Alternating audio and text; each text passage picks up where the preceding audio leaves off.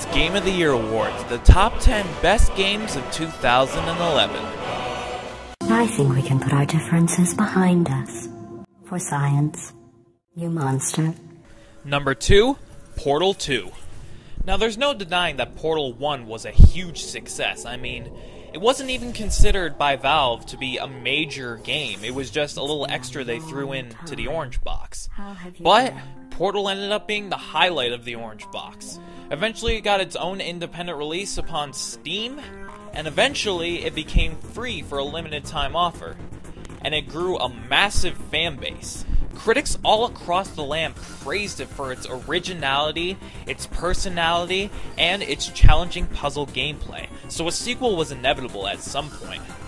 Now, Portal 2 brings a few new things to the existing Portal gameplay. Well, first off, the campaign.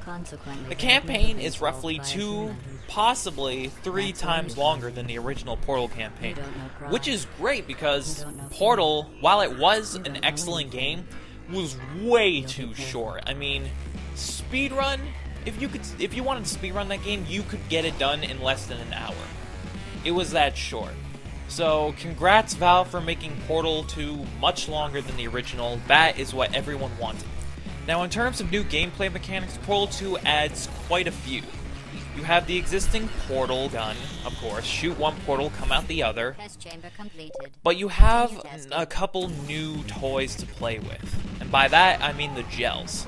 Now, the gels are a new addition to Portal 2. You have the blue gel, which acts like a trampoline of sorts. Wherever blue gel is placed, you can bounce off that surface. You have the orange gel, which, as you run along the gel, your speed will increase. And you have the white gel, which whatever surface it lands on, that surface becomes instantly portable. These new gels and these new game mechanics really add a new sense of depth to the existing Portal gameplay. The puzzles in the first game were already challenging enough, but adding these new mechanics into the game really adds a new sense of depth. It makes it more challenging, which is exactly what I wanted. I wanted more challenge in Portal. There were some puzzles that involved these new gels where I was scratching my head thinking, huh?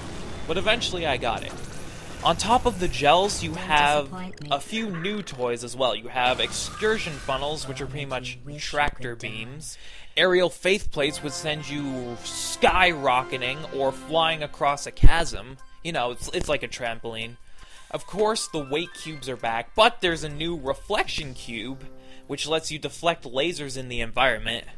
All these new mechanics make Portal 2 overall a more rewarding experience. Once you solve these puzzles, you will feel like you are fucking smart. On top of the single-player campaign, there's also a new co-op campaign where you and a friend can go through 5 different co-op test chambers, each bringing their own unique challenges to the game. And let me tell you, voice chat is required if you're playing this game online with a friend.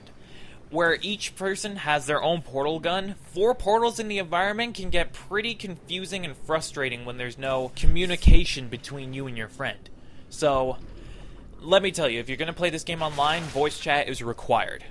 So with a lengthy single-player campaign with a bunch of new mechanics and puzzles, a separate co-op campaign with its own set of puzzles that you can play with a friend, and one of the best DLCs of 2011, Portal 2, is just an overall great game, and definitely deserves the number 2 spot on this list. So excellent job, Valve. Portal has finally gotten the treatment that it deserved the first time around. It's a shame that Valve can't count to 3. God damn it, Valve.